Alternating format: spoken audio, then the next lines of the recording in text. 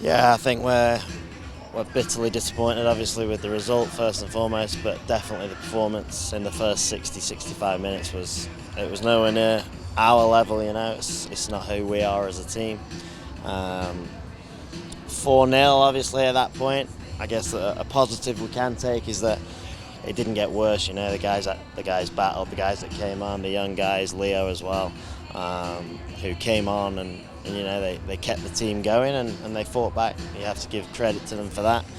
Got it back to 4-2 and we missed some good chances after that as well. You never know what could happen at that point. But I think the big positive of the night, obviously, a goal for Leo is a huge positive. We all know what he's been through the last 18 months, so to see him score a goal again tonight was great to see. And as I say, when the dust settles, we can look back on that and we're obviously pleased for him. And obviously, along with his performance and a few of the other guys that came on as well, did themselves no harm, obviously, as we look to the game on Wednesday. But we know we're going to have to look back at it, and that first 60-65 was pretty tough to watch. What was it in the last 30 minutes of the game that the team started to do well that turned things around a little bit in the field? I think Robbie mentioned it in there to the guys. I think it was kind of like, which at 3-4-0 down, that can happen. You kind of let the shackles off and you go play. That's sometimes what it does. But I think it was, as Robbie said, kind of the guys started trusting each other. They started playing.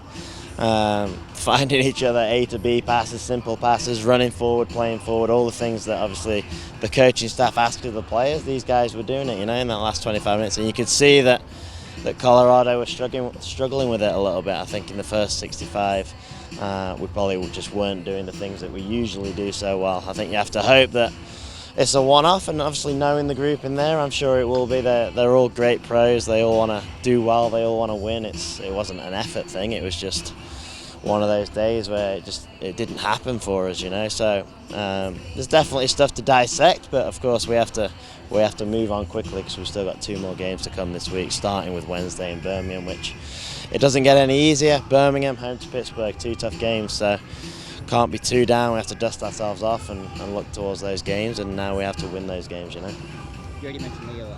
How big can a moment like this be for him after such a long scoring drought and injury situation? How big can this moment be? It's huge, and I'm sure Leo probably thinks he could have had more minutes than maybe he has, but it's been unfortunate that he's had these little niggles this season. Obviously the big injury last season, and then unfortunately for him and us, he's just picked up little niggles along the way which have kept him out and have stopped him getting a rhythm, but I think definitely in the last 2 or 3 weeks you could definitely see that he was a lot more comfortable and he feels good, and he's obviously saying in the week how he feels good, and he's backed that up today with his performance when he came on. And as I say, the big bonus of tonight was seeing him score again, seeing him play the way he did. So no, we kind of had a plan, and I think he did as well. If we can get him firing as we head towards the playoffs, it's another huge, almost like a new signing late in the season with such a quality player like him. If we can get that, it'll be fantastic, and I think there's other guys you could throw in there with that as well. Probably Nick Moon, who's had a similar season. Again, if we can get him fit, it just adds to the quality. And of course, we've signed Ben, Ryan's come back.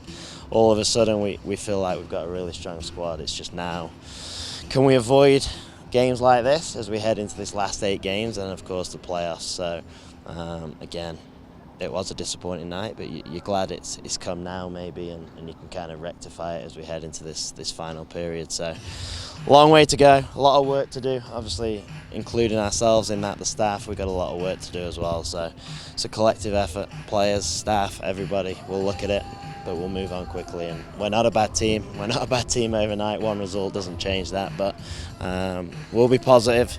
We'll come back in Monday, we'll train Tuesday, travel, train, and we'll be ready to go on Wednesday.